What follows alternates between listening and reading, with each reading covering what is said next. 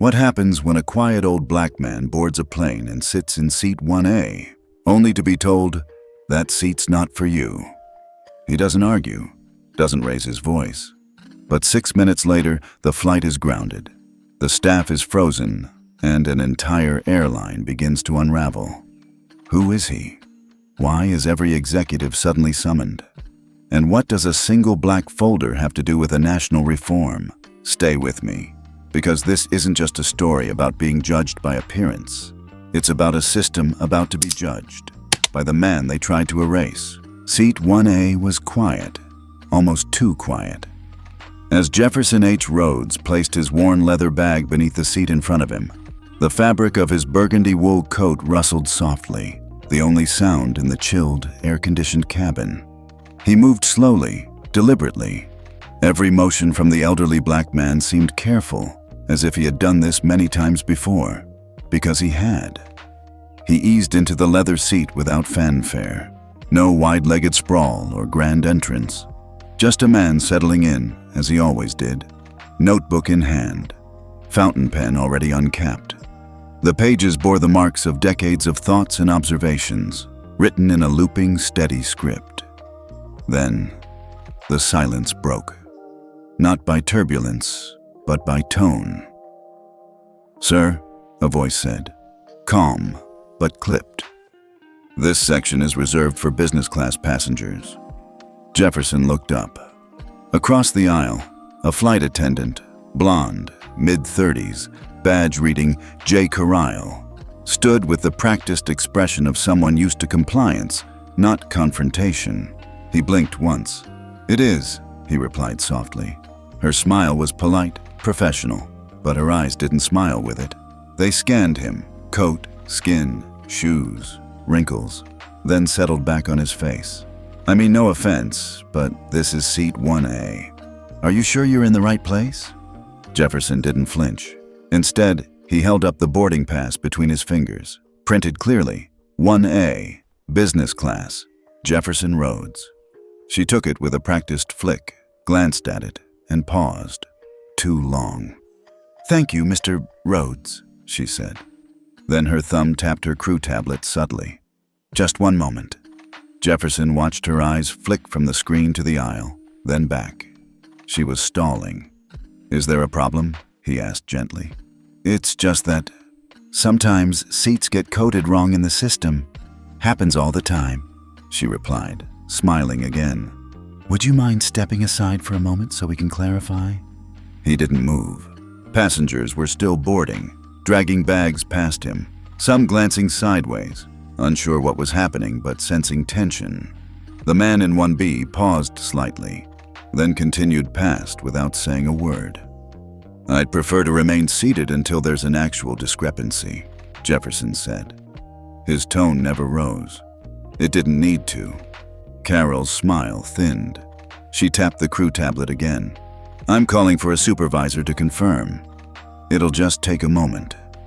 Behind Jefferson, someone cleared their throat loudly. A white woman muttered to her husband, "They're letting anyone up here these days." He heard it. Everyone did. But Jefferson didn't turn. He didn't respond. Instead, he adjusted his cufflinks. Silver, understated. Then reopened his notebook, as if she wasn't there, as if the moment hadn't already begun to stain the air. 2 minutes passed. 3. Then a second attendant appeared, a younger Latino man named Mateo. He glanced at Carol, then at Jefferson, then at the tablet in her hand. "System says 1A is occupied, but not synced," Carol said under her breath.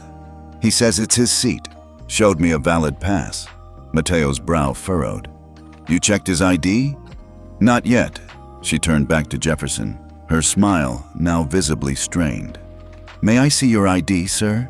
Jefferson reached into his inner pocket, slowly. He pulled out a slim leather wallet, extracted a driver's license. Mateo's eyes caught it first. His posture shifted, subtle but clear. He leaned toward Carril and whispered, "You might want to look at that name again." Carril did, then frowned. Still, she turned toward Jefferson and said aloud, "I'm sorry, sir, but I'll need to ask you to stand until we resolve this. Please take your belongings." Now the whispers began. From 2A, from 3C, even further down in 5D. A teenage girl raised her phone. "Why is she making him move?" she whispered to no one in particular. Jefferson stood slowly, not reluctantly, not angrily, but like a man rising from a church pew. His back was straight, his hands steady. He picked up his notebook, his pen, then reached for the bag beneath his seat. "May I have my boarding pass back?" he asked. Carlyle handed it to him without a word. No eye contact. He stepped aside. Passengers flowed around him like water past a stone. The teenage girl was still recording, her screen angled low. The title she typed was Quiet Rage. They made him get up. For what? Jefferson stood beside the galley, framed by stainless steel panels and the blue glow of a crew screen. He looked like a painting, silent, centered, forgotten. But then came the first twist. From row 4, a businessman in his 50s squinted, whispered to the man beside him, "Wait a second, is that?" Another voice answered, "Looks like someone's grandpa got lost." And then, from behind, the soft click of a camera shutter. The teenage girl wasn't the only one filming anymore. But no one spoke up. No one challenged the injustice unfolding. They just watched, quietly, cowardly. The plane continued to board. The air was heavier now. The tension clung like humidity in August. And at the center of it all, Jefferson Rhodes waited, unmoving, unblinking, unbothered on the surface.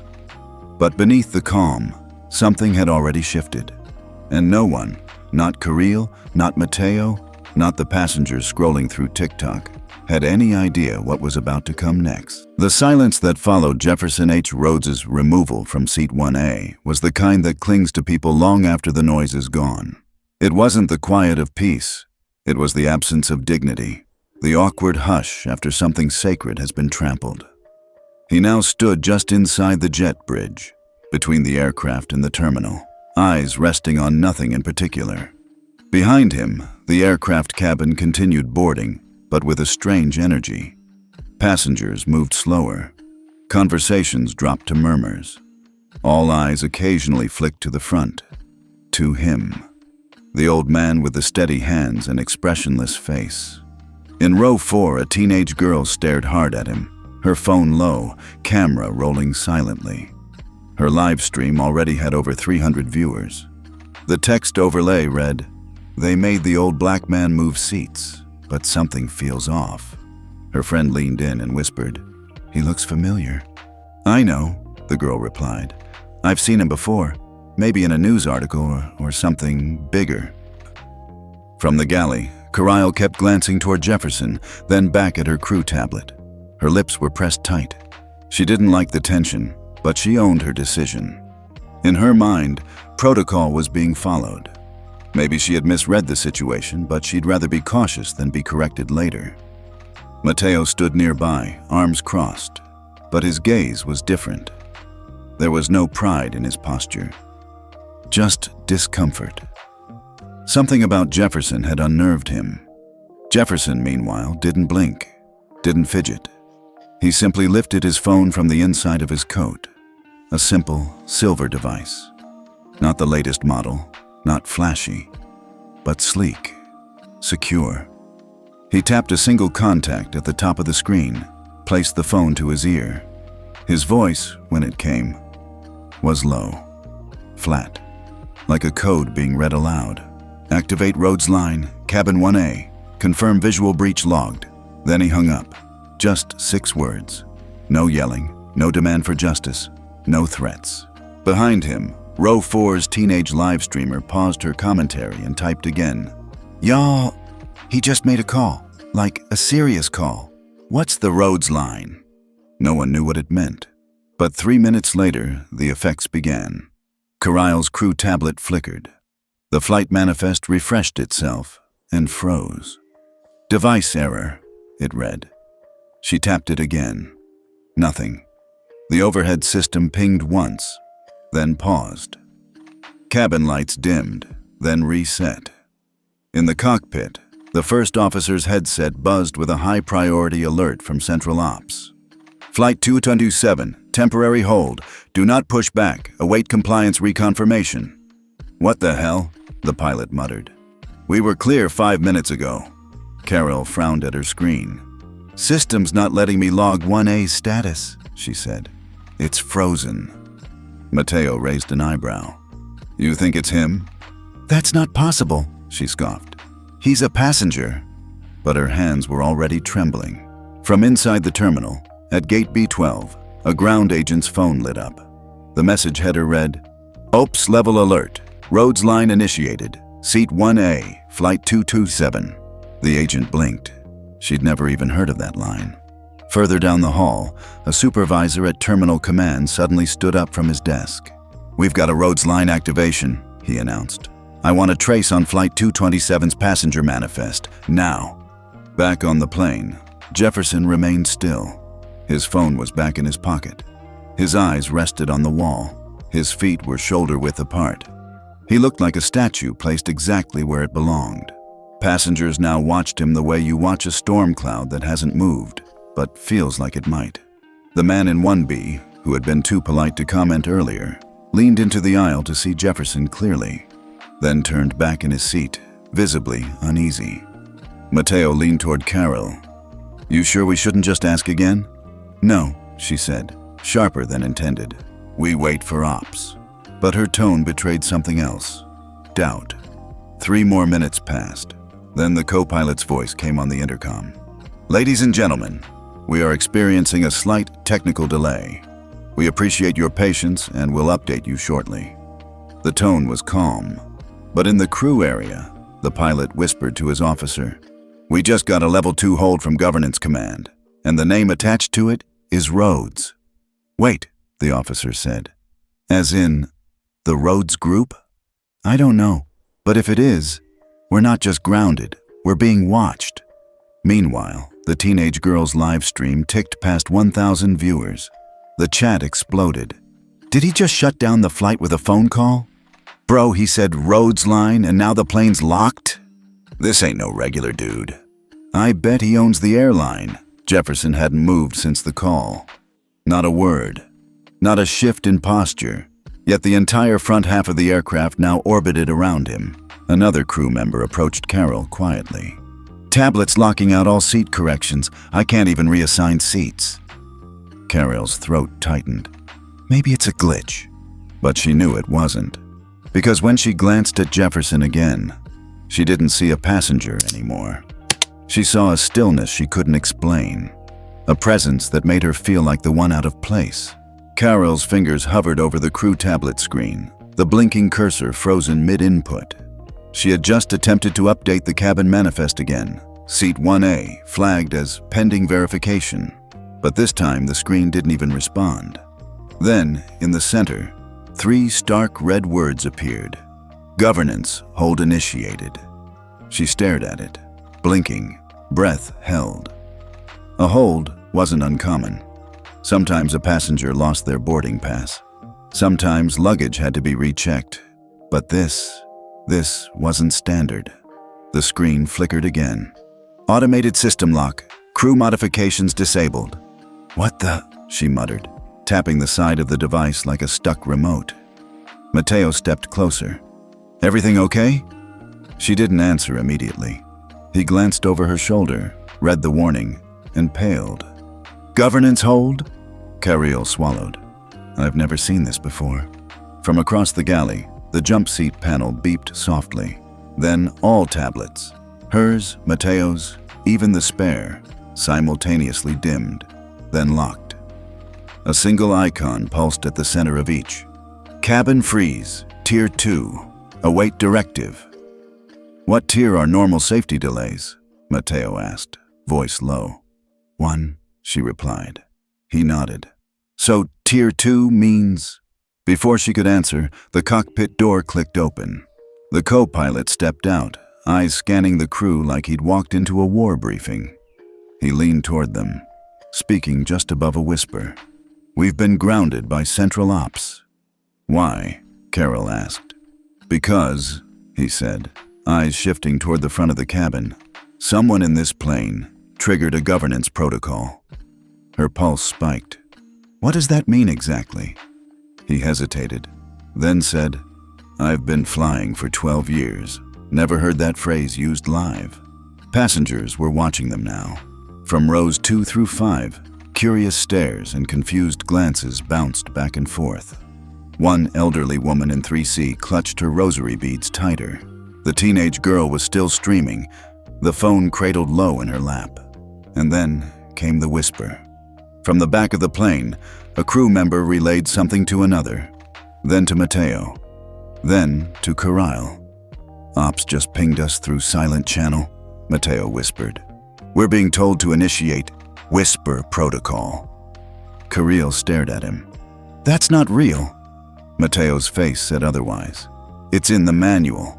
Obsolete section, only used when an internal audit goes live during flight prep.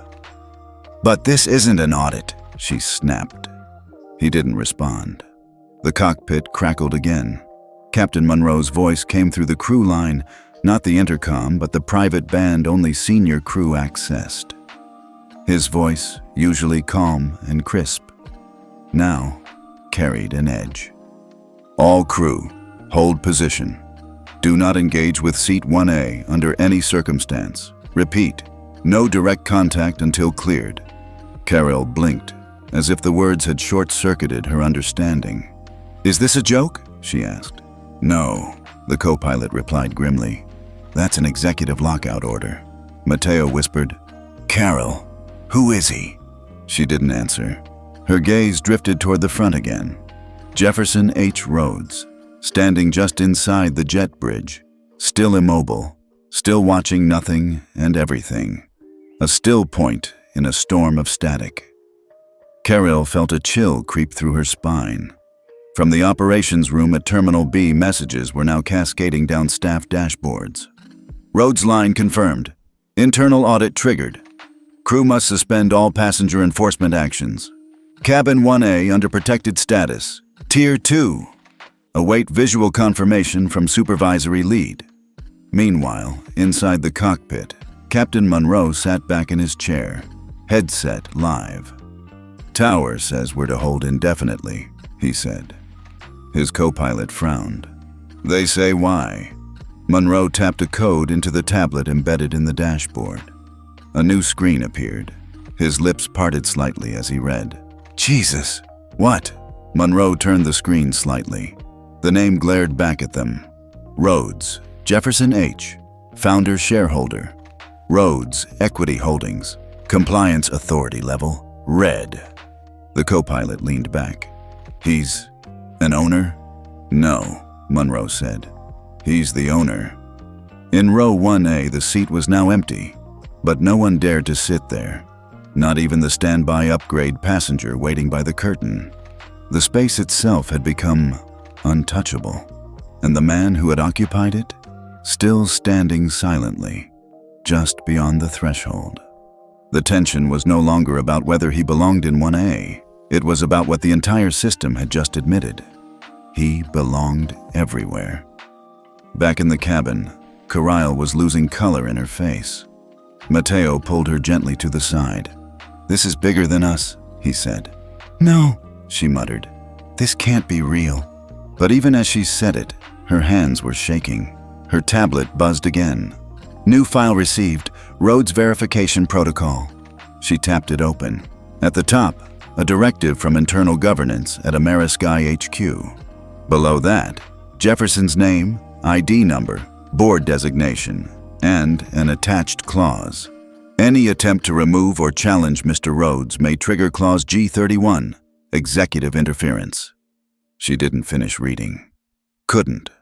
From the jump seat, a crew member whispered into her headset. Passengers are asking why we're not moving. Kirill didn't reply. She didn't have the words, only a thought. What have I done? The whisper protocol had activated, but the real whispers were just beginning. Inside the Amerisky Corporate Command Center in Atlanta, a conference room normally reserved for quarterly updates was suddenly pulsing with urgency. Screens flickered to life. Terminals buzzed. Analysts and supervisors flooded in, summoned by a 3-word internal notification that had not appeared in over 4 years. Rhodes Line activated. Tyler Denton, a junior systems officer barely 2 years into the job, was the first to receive the alert. He blinked twice at the notification, unsure if it was real. Rhodes Line was a legacy protocol, one he'd only heard about during onboarding. It was mentioned with the same gravity as nuclear codes or black box overrides. He reached for his headset. "Command, we've got a Rhodes trigger. Flight 227, Seat 1A. Time stamped 5 minutes ago." A pause, then a reply. "Verified. Elevate to governance response. Full lockout, authorized." Within seconds, internal communications began shifting. Standard operation dashboards gave way to the Rhodes audit mode, a rarely used interface designed for just one man. On screen, Jefferson H. Rhodes's profile appeared. Founder, Rhodes Equity Holdings, 31% stakeholder. Amerisky Holdings Group Governance Oversight Tier, Red Live Compliance Audit. Enabled Tyler's supervisor, Monica Hayes, stepped behind him, her eyes narrowing. "This isn't a passenger situation," she said. "This is a live field audit." "Audits don't get triggered during boarding," Tyler said quietly. Monica tapped the terminal. Unless they were already scheduled. She entered the security override log, filtered by internal board access, and found it, buried beneath standard scheduling for maintenance and compliance checks. Audit trigger request, Jefferson H. Rhodes. Filed, May 14th. Activated, August 5th. Audit type, unannounced field evaluation. Cabin integrity, bias response. Service ethics location, Flight 227, Gate B12, Terminal 3, 3 months ago. It wasn't an accident. It was planned. This flight, this crew, this moment. And no one told them. Back on the aircraft, Kirill stared at the silent row of tablets, now fully frozen under tier lock. Jefferson was still standing calmly by the door, saying nothing, doing nothing. Yet everything around him was unraveling. In her earpiece, the pilot's voice came again. "Confirm Rhodes audit status. All actions on hold." Carol turned to Matteo. "You still think he's just a quiet old man?" Matteo didn't respond. He was reading his own crew advisory screen, where a new folder had just appeared. Training violation trends, last 12 months, bias incidents. The screen auto-highlighted one statistic. 62% involved passengers over 50, 79% were black. Matteo's eyes widened. "Oh my God," he whispered. "This isn't just about him. This is about everyone like him." Back in Atlanta, another director joined the command room. Stephen Ward, head of governance protocols, looked at the screen with a grim face. "I thought Jefferson retired from public action," he said. "He did," Monica replied. "But apparently we didn't listen when he spoke last time." A junior analyst interrupted. "Should we notify legal?" Stephen nodded. "And send someone from DEI. If he's writing an active audit right now, every second counts." Tyler turned back to the terminal. "Sir, we've got TikTok live streams already gaining traction. Hashtag he owns the plane is trending." Monica sighed. "Social media always figures it out first." Inside Gate B12's operations office, terminal supervisor Natalie Jones clutched her headset tighter as her screen updated with the same audit trigger. "No," she whispered. "No one told me he was coming." Her assistant tapped a second terminal. "Ma'am, the gate staff just confirmed. Mr. Rhodes checked in without requesting priority." "Because he didn't want priority," Natalie muttered. "He wanted visibility." She looked through the glass at the aircraft, now eerily still on the tarmac. "He's watching everything," she said. "And we all failed the moment he stepped on board." In the cockpit, Captain Monroe was now deep into the governance manual on his secondary tablet. "Clause G30, he muttered. His co-pilot leaned in. "The one about executive observers?" Monroe nodded. "Says if the clause is triggered mid-flight prep, no crew interaction is permitted with the subject.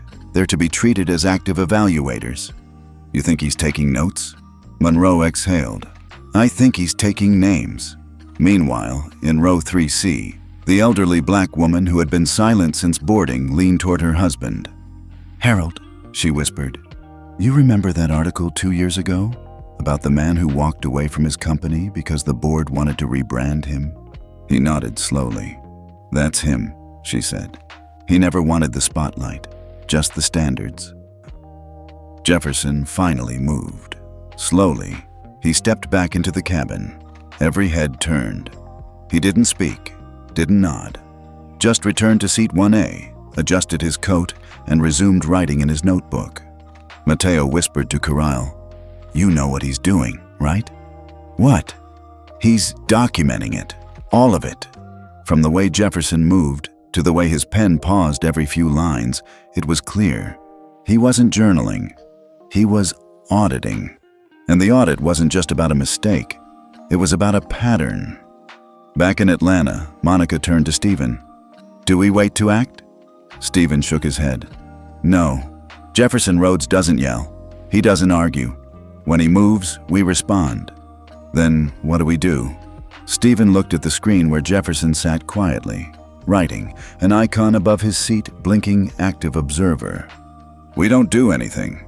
He paused. We prepare for whatever he writes next. The cabin lights flickered gently as the sun rose higher outside the terminal. The aircraft still hadn't moved. The jet bridge remained docked. Passengers fidgeted but didn't complain. The silence had grown into something else. Respectful, tense, almost reverent. Jefferson H. Rhodes sat in seat 1A once again, his pen gliding across the page. Every stroke was deliberate.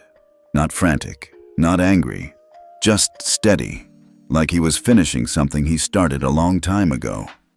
Across the terminal, inside the command suite, the audit team reviewed Jefferson's file again. His history wasn't hidden, but it wasn't celebrated either. And that was no accident. Back in 1991, Jefferson had co-founded Rhodes Equity Holdings with a single vision: to build something that didn't just fly people across skies, but moved culture across boundaries. He had poured his life into Amerisky, the flagship brand under his holding group, helping shape its foundational ethics charter. Diversity, dignity, discretion, those were his pillars.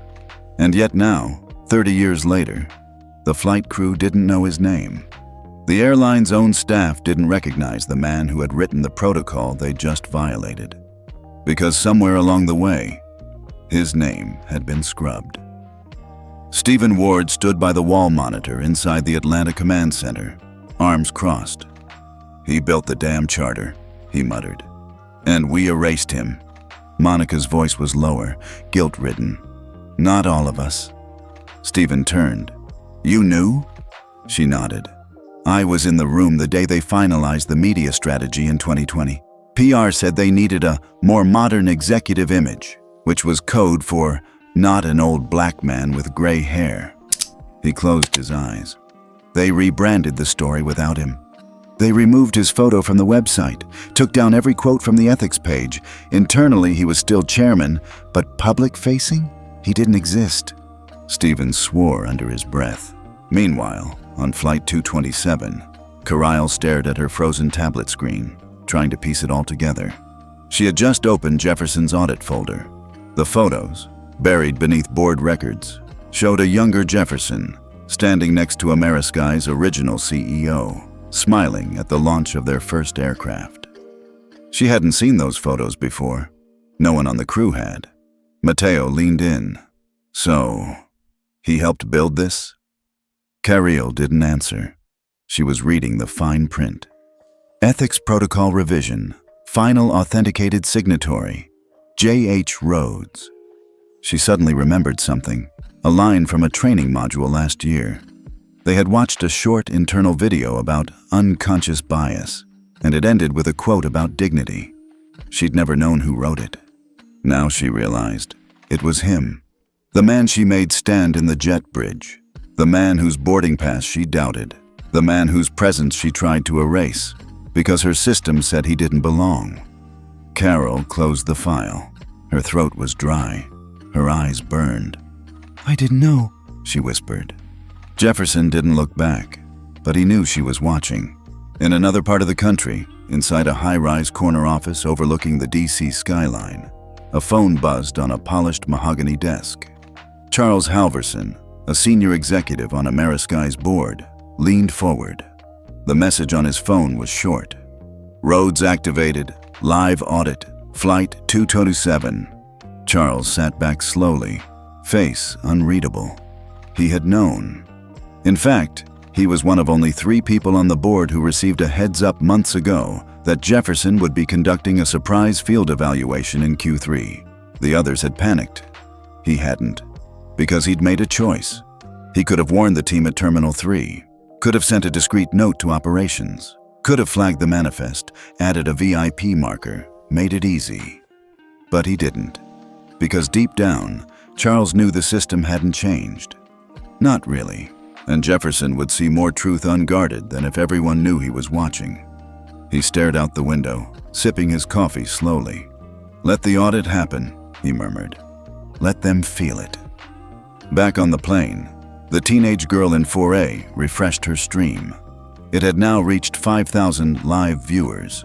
Her most recent caption had been shared hundreds of times. "Y'all, turns out he co-founded the airline, and they told him to move." Comment after comment poured in. "He's the ghost they tried to forget." "Why does this feel so personal?" You erase people like that. You erase your soul. In 3C, the elderly woman who had kept quiet now turned to her husband again. "You remember the Freedom Air collapse?" she asked. He nodded. "Tried to expand too fast. Cut corners." Jefferson predicted it. I remember reading his warning memo. They ignored it. And they erased him after that? Erased everything. Inside the cockpit, Captain Monroe removed his hat and rubbed his eyes. "I met him once," he said to his co-pilot. "Years ago, he spoke at a closed training event, told us that serving a customer meant protecting their dignity before their luggage." The co-pilot glanced back. "And now?" Monroe shook his head. "Now we have no idea how many times we failed him." Jefferson paused mid-sentence in his notebook, lifted his head slightly. His gaze moved through the cabin, not accusing, not angry, just seeing. In a quiet gesture, he folded the page, tucked the pen away, and let his hand rest flat on the folder by his side. The folder didn't bear his name, but inside, every word proved it once had. And that was enough. The silence on Flight 227 was no longer awkward. It was absolute.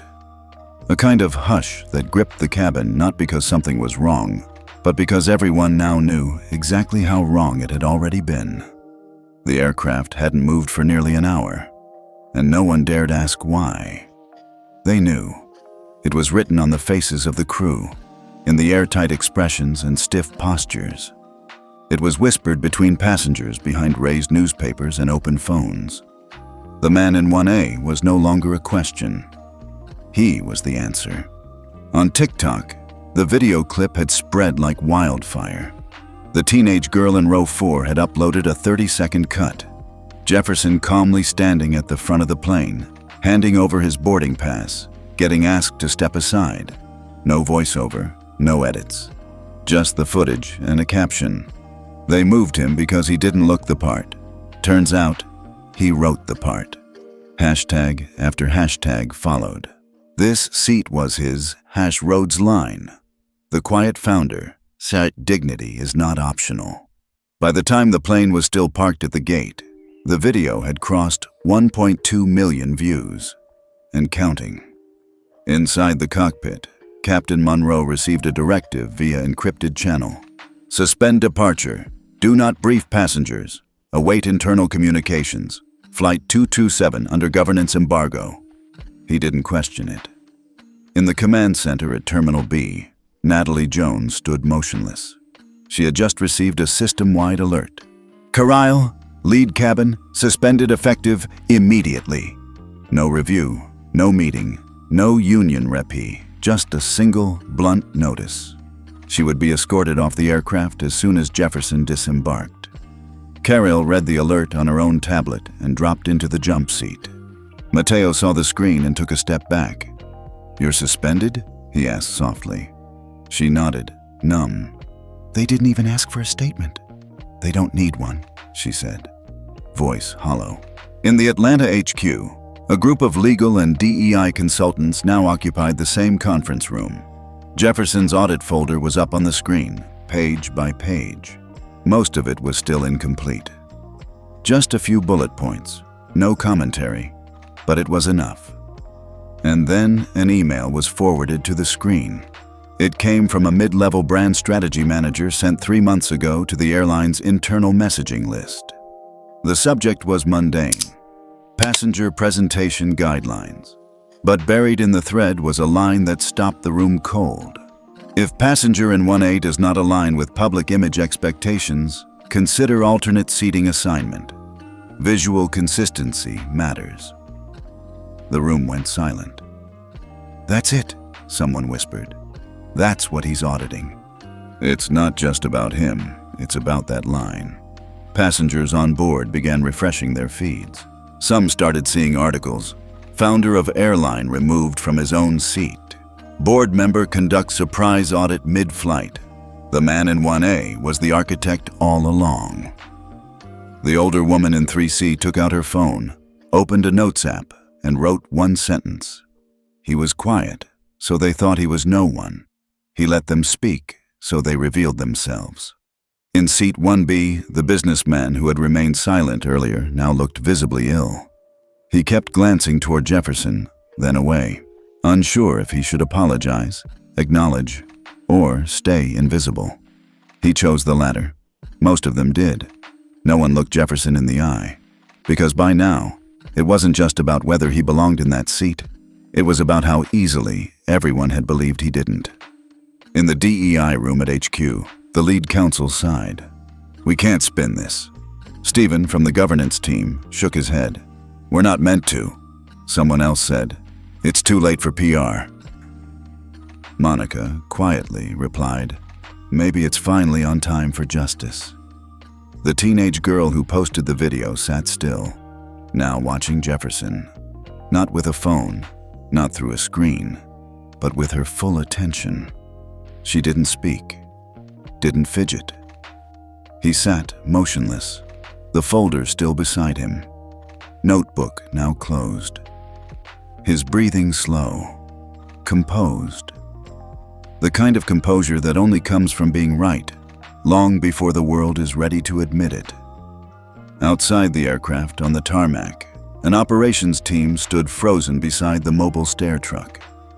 A supervisor received a new message on her radio. "Passenger 1A will disembark first. Crew to remain on board.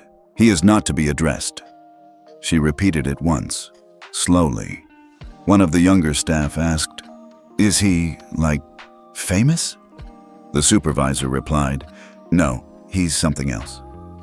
Inside the aircraft, Corral stood. Matteo walked with her toward the rear cabin. No one made eye contact. Passengers stiffened as she passed. She reached the back galley, glanced once more down the aisle. Jefferson never turned. She knew he wouldn't, because it was never about her. It was about the system she had followed blindly. The one that told her to question certain passengers, trust others, smile for the camera, and stay silent when something felt wrong. But now the system was exposed, and it was collapsing. Across terminals nationwide, a new internal memo was being distributed to all Amerisky employees. Bold, in red, emergency review of bias-based passenger handling procedures. All seating reassignments must be documented with cause. Effective immediately. Suspension pending investigation for all staff involved in Flight 227. But Jefferson wasn't reading those memos. He didn't need to. He had already written the test, and now they were failing it. The jet bridge was quiet when Jefferson H. Rhodes stepped off Flight 227. No applause, no cameras, no grand announcement. Only silence.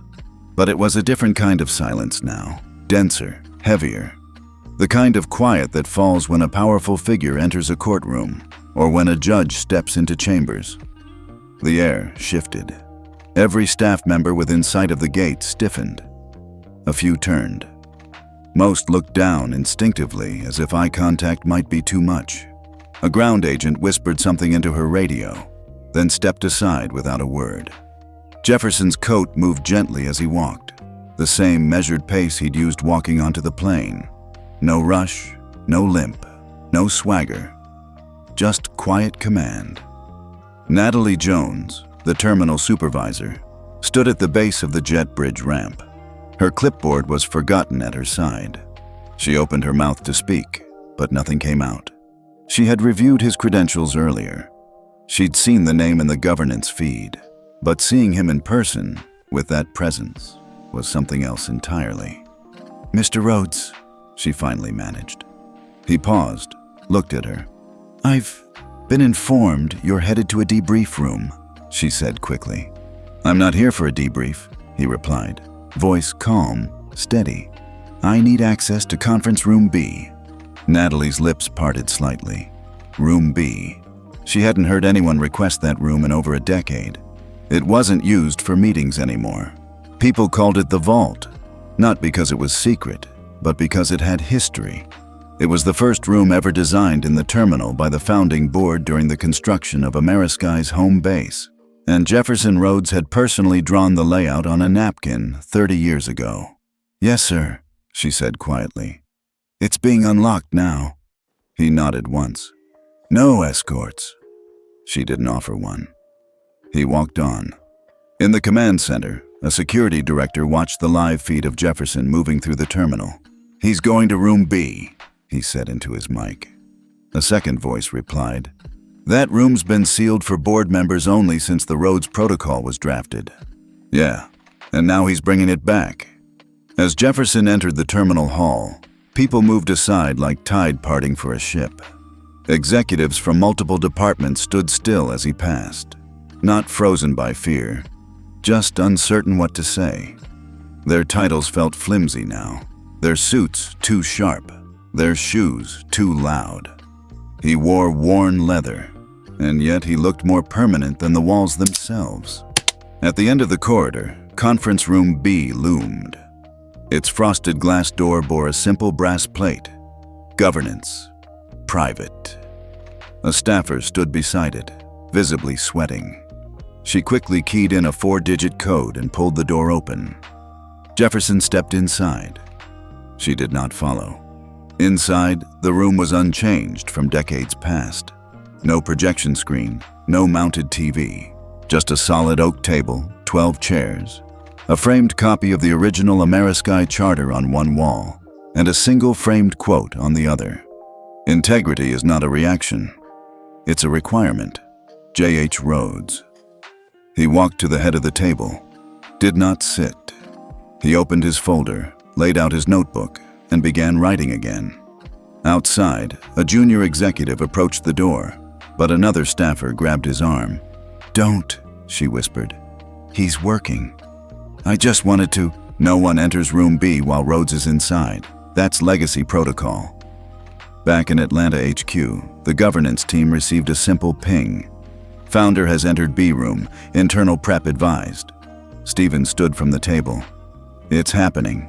Monica followed. "He's invoking live audit authority?" "He doesn't need to invoke it," Stephen said. "He is the authority." In the social media sphere, Jefferson's quiet walk off the plane was already viral. A second video from a different angle showed him stepping through the gate. Coat flowing gently, expression unreadable. The caption read, "The man they erased just walked back into the room he built." The comments were wild. "Room B is sacred. Nobody goes in there. This ain't a passenger. This a founder reclaiming ground. Yo, why do I feel emotional watching this?" Inside the room, Jefferson reached into the side compartment of his briefcase and removed an old key. He unlocked a drawer beneath the oak table. Only he and 2 others had ever used that lock.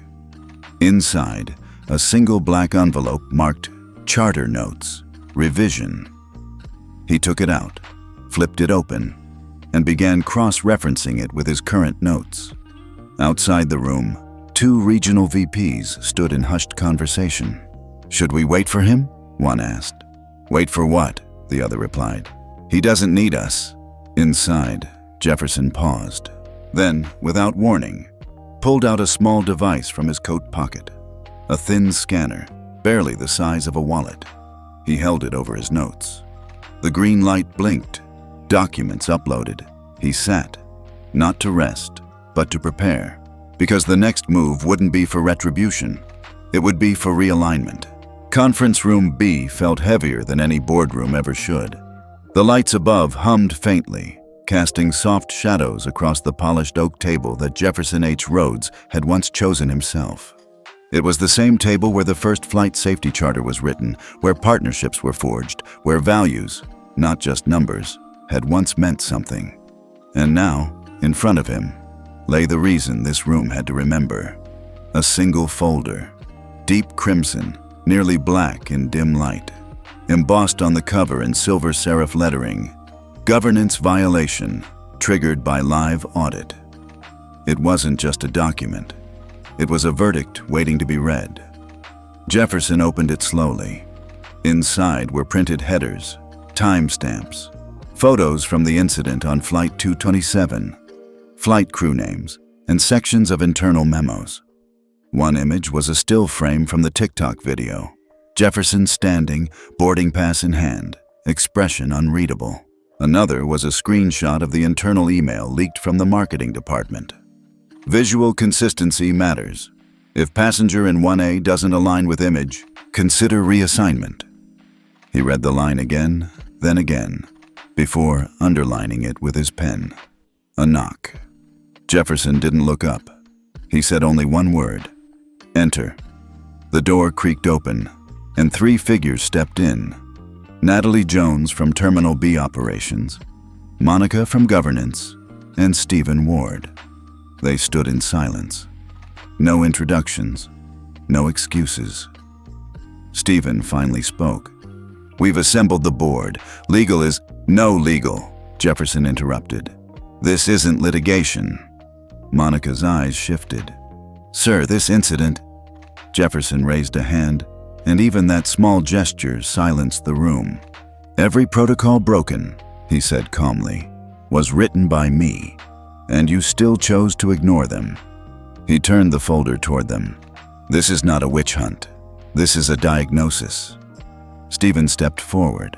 "Do you intend to terminate the lead cabin attendant?" Jefferson paused. "Do you?" Stephen blinked. "She failed protocol?" "No," Jefferson replied, voice low but sharp. "The system that trained her did." Natalie looked up. "You're not firing her?" "She will be removed from lead duties," Jefferson said. "Temporarily, but not because she's a villain, because she's a product." Monica's voice cracked. "Then what are we doing here?" Jefferson stood.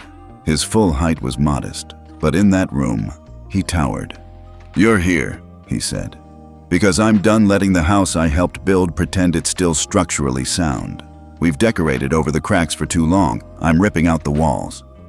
He walked to the large monitor on the far wall and tapped the edge. The screen blinked to life, revealing a matrix of data. Bias incidents logged. Past 18 months.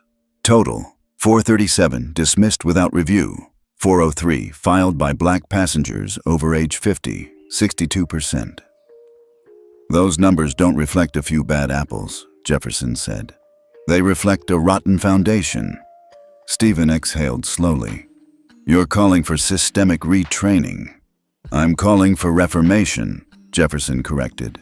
"Every crew member, every terminal manager, every brand strategist, everyone who believed that dignity had a dress code." He returned to the table, flipped a second tab in the red folder. Inside was a 10-page training proposal. The Rhodes Standard Civil Rights Passenger Protocol version 1.0, mandatory certification. Monica scanned the contents.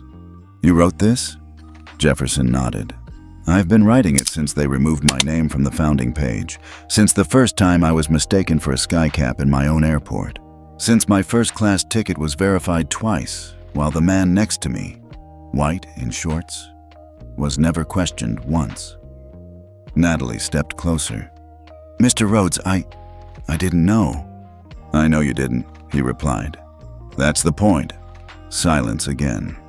Stephen finally asked, "What do you need from us?" Jefferson closed the folder. "I need compliance," he said. "Not agreement, not applause, just movement." Monica straightened. "You'll need budget, coordination, union alignment." "I'll get it," Jefferson said. "Because if I don't, the next audit won't be silent. It'll be federal." They all understood what that meant. He wasn't just issuing a training mandate.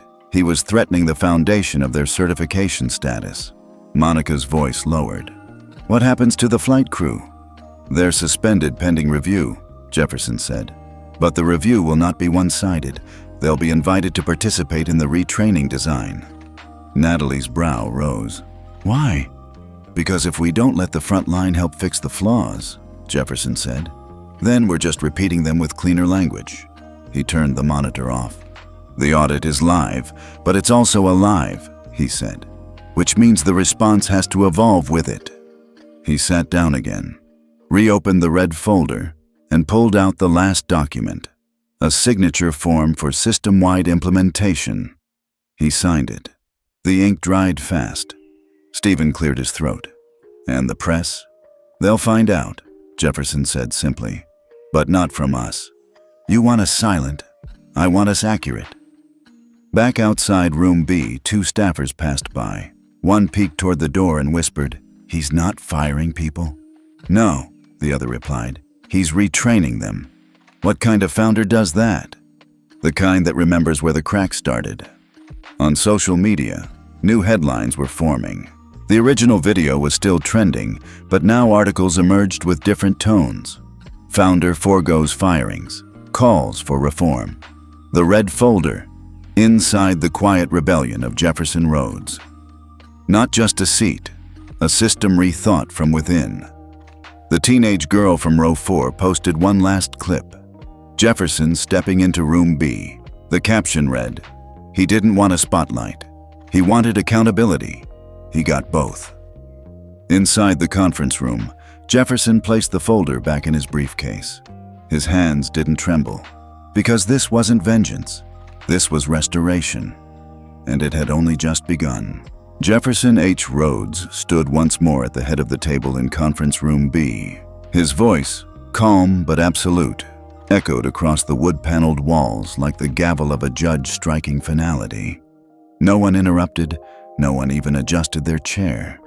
He flipped to the final section of the red folder and tapped a line with his index finger. "This," he said, "is where it all fell apart." At the top of the page was a clause most staff had forgotten existed. Buried deep within the foundational passenger rights charter Jefferson helped author decades ago. Clause 12, Dignity of Occupancy. All passengers, once verified, are entitled to their paid position and the unqualified dignity associated with it. Challenges based on appearance, attire, race, accent, or demeanor are considered non-compliant regardless of crew discretion. This clause is non-negotiable. Stephen Ward blinked. "That's real?" Jefferson turned to him. "It always was. You just stopped reading." Monica glanced at the others in the room, her expression shifting from concern to quiet alarm. "We train crew to de-escalate," she said, "but we never emphasized this clause. I don't even remember seeing it during senior leadership onboarding." "You wouldn't," Jefferson replied. "It was removed from your digital training modules in 2016, quietly. The board at the time felt it was redundant with common sense." "But it's not," Natalie said, her voice tight. "It's not redundant. It's everything." Jefferson nodded. "When we make dignity conditional, based on appearance or assumptions, we've already failed." That clause was meant to remind us, the seat isn't just metal and fabric, it's earned space. And that dignity isn't an upgrade, it's the baseline. He walked slowly to the whiteboard at the far end of the room, picked up a marker, wrote 3 words in block letters, "Dignity is mandatory." Then, beneath it, another phrase, "This was never about one plane." Everyone in the room held their breath. Monica stepped forward. "Mr. Rhodes, what are we really auditing?" He turned, looked at her. "Not a flight," he said. "A culture." In Washington, D.C., a regulatory officer at the Department of Transportation's Civil Rights Division scrolled through her inbox. A flagged notice had just come through from Amerisky's internal governance system.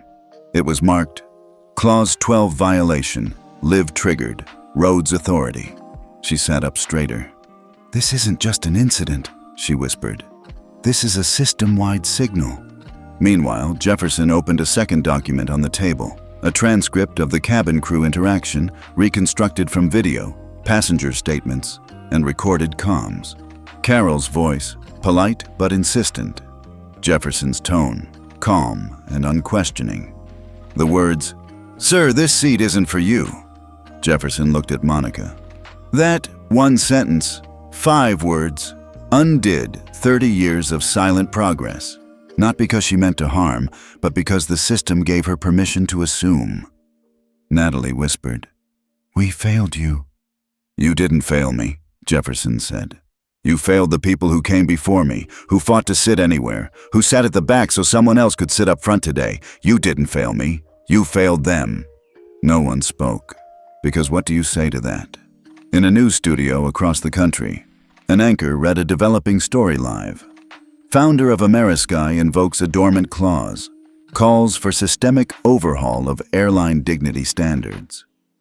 Public reactions swelled. "He's not auditing a company," one commenter wrote. "He's auditing all of us." Back on social media, the hashtag had evolved. Clause 12 had mandatory dignity at the Satwazars in classrooms, in crew lounges, in policy meetings across the country. People were reading Clause 12 aloud and realizing they'd ignored it. Back in the room, Stephen asked carefully, "What now?" Jefferson responded without looking up. "We activate cross-sector review." Of what? Every airline, every terminal, every training vendor, every manager who ever approved a seating downgrade because someone didn't look the part. Stephen swallowed. "You're going beyond Amerisky." Jefferson finally looked up, eyes clear, unwavering. "I never came for Amerisky. I came for the invisible line we keep drawing between respect and suspicion." Monica nodded slowly. "You're not auditing a company. You're auditing society." Jefferson didn't answer, because they already understood. In a DEI workshop prep room at a regional airport, a training specialist stared at the memo she had just received. The subject line was blunt. New mandatory module, Clause 12 reintegration, effective immediately. She opened it. The author line read, J.H. Rhodes, governance-led, ethics oversight board. She looked to her colleague. "It's back," she whispered. "What is?" "The standard we should have never lost." Inside conference room B, Jefferson packed the red folder into his briefcase. He turned back to the table one last time. "This seat was mine," he said. "But the dignity, that belongs to everyone." He left without ceremony. No press, no applause, just the echoes of a clause they had all forgotten, until now.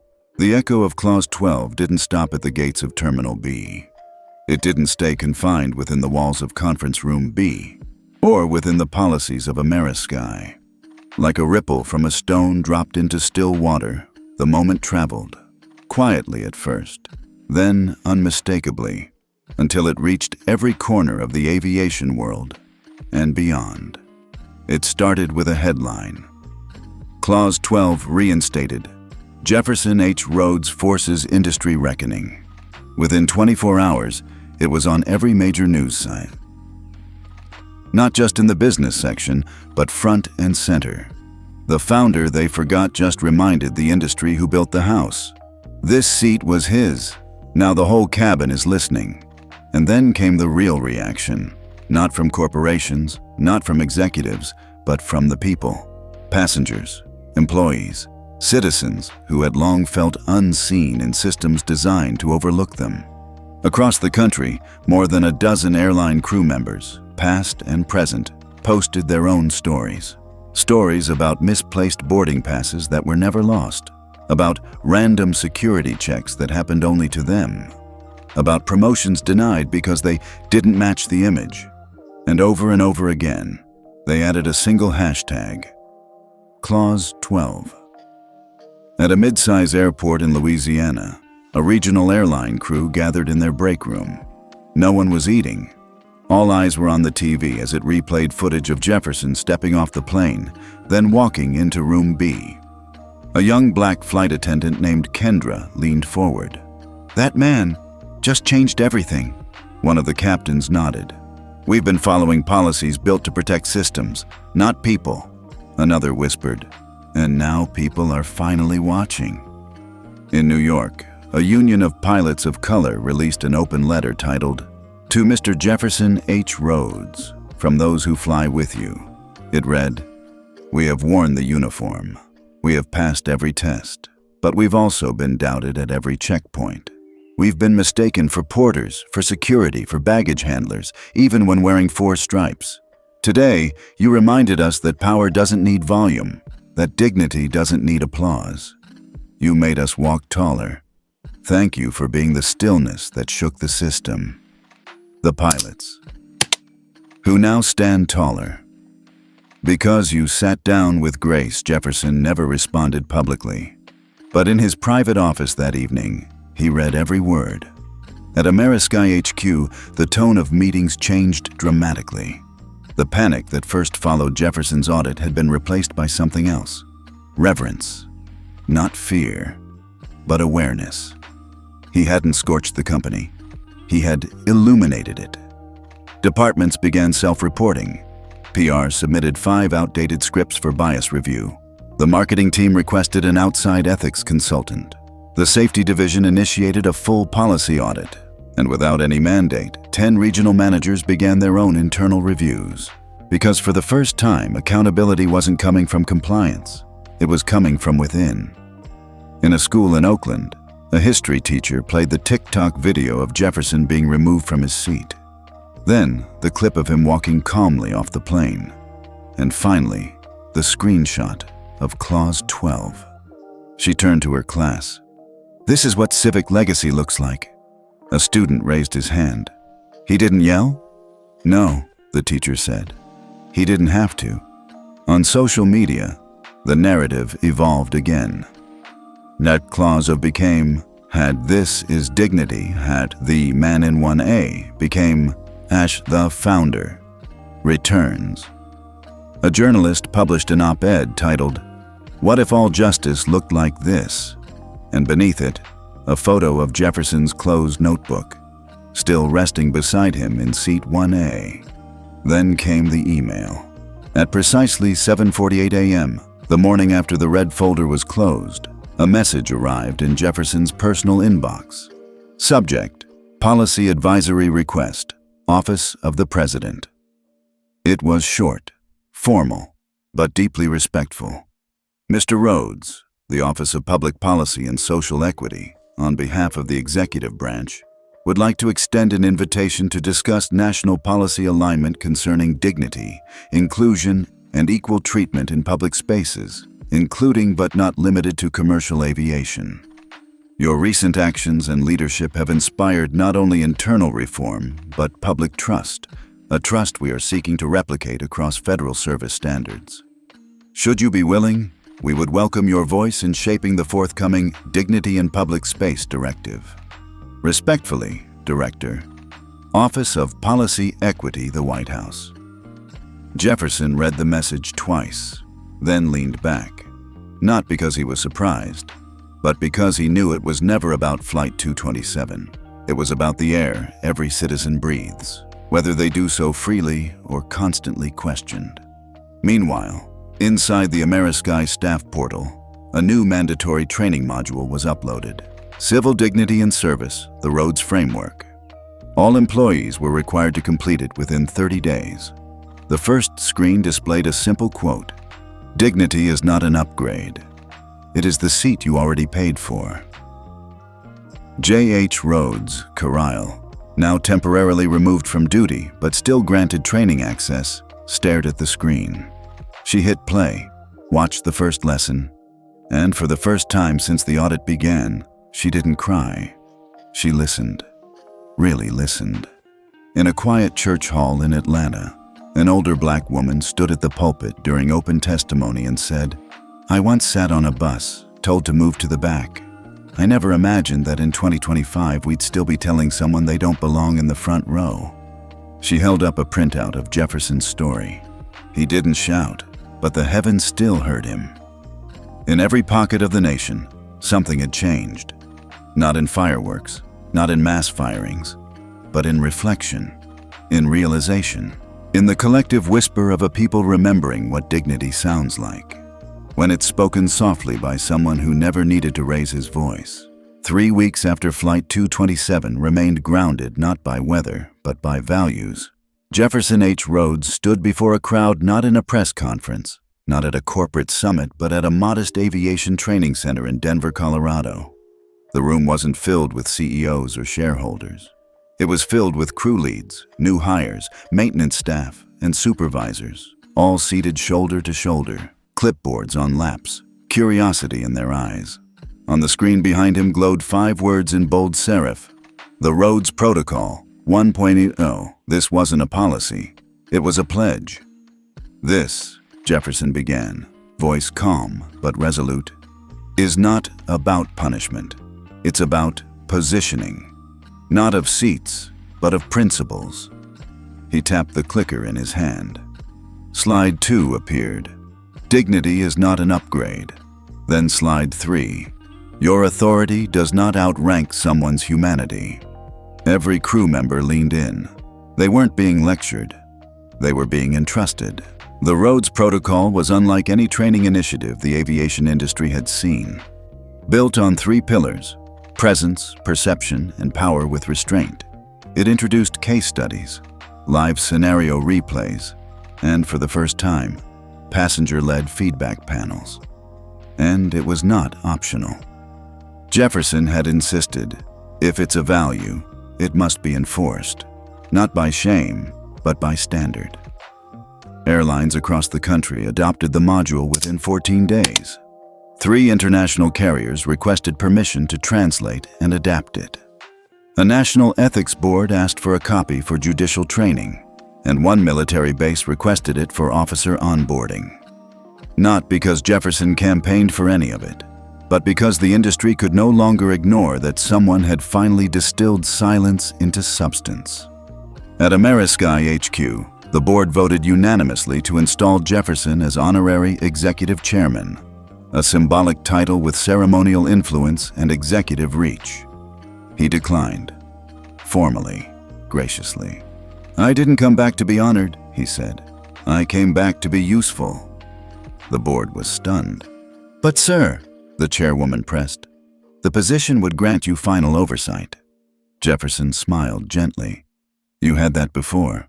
You just forgot how to listen." Instead, he asked for one thing. One simple, irreversible action. "Rewrite the company charter," he said. "Not just in font, not in a press release, but from within." He slid a single envelope across the boardroom table. Inside was a revised version of the original founding charter, hand-annotated, line by line, with updated clauses, clarified terms, and a new opening sentence. "We exist not to fly faster, but to treat better." He stood and left the room before anyone opened it. Because he wasn't waiting for applause. He had work to do. Meanwhile, on the 43rd floor of a high-rise in New York, a journalist stared at her draft. Her name was Lena Durant, senior features writer for the New York Times. Seat 2D on Flight 227.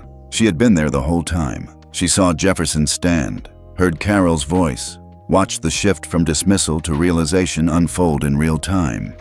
She never pulled out her press badge. She never announced herself. She simply watched and took notes. And now, she was writing the story not just of a man removed from his seat, but of a legacy reclaimed with grace. The working title of her book?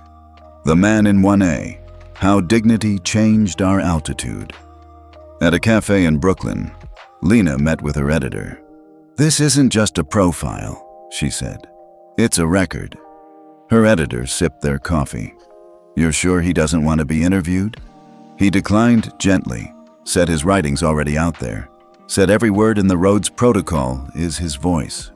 The editor smiled. "Then maybe your job is to help the world hear it louder." Back in Denver, after the training session ended, Jefferson walked the empty corridors of the center alone. The projector was off, the chairs stacked. He passed a framed mission statement that now bore his revised quote. He stopped, stared at it, then adjusted it on the wall so it hung straight. Small gesture, big meaning. He wasn't correcting the words. He was reminding the room they mattered. A junior attendant caught up to him outside the building. "Mr. Rhodes?" He turned, gentle eyes meeting hers. "I just wanted to say," she hesitated, "I used to think I needed to smile extra for certain passengers, to be more friendly to the ones who looked like they belonged." Jefferson didn't interrupt. She continued, "But now I understand. It's not about who looks the part. It's about who paid for the ticket, and how we treat everyone once they're inside." He nodded. "You've changed how I walk down the aisle, sir." He smiled softly. "Then walk proud. Because every aisle is a runway when you carry dignity." News coverage continued. The White House released a statement confirming that Jefferson H. Rhodes had accepted a private advisory role for the Dignity in Public Space initiative. Not as a bureaucrat, but as a quiet strategist. In the statement, the president wrote, "Mr. Rhodes reminds us that power is not loud, but lasting. That progress isn't declared, it's lived. And that dignity is the floor, not the ceiling, of any American service." At the conclusion of the National Crew Summit, where 5,000 flight professionals gathered for training and recertification, Jefferson was presented with a small plaque. It bore no grand logo, just 3 lines. "Jefferson H. Rhodes, passenger, founder, standard bearer. The seat is not yours to deny." He accepted it with a nod. No speech, just 1 line, spoken into a standing ovation. "Let's make this standard, not a statement." Gate B-22 had never been so quiet. There was no commotion, no crowd, no press. Just the usual ambient airport sounds. Distant boarding calls, rolling suitcases, the occasional clink of a coffee cup on ceramic tile. But something was different. The flight attendant standing at the gate stood a little straighter. The captain wore his hat in hand, not on his head. Ground crew stopped what they were doing when the man walked in, not because they were told to, but because respect required nothing less. Jefferson H. Rhodes approached the boarding door slowly, not for ceremony, but out of habit. His steps were even. His coat, that same deep burgundy, hung neatly over his arm.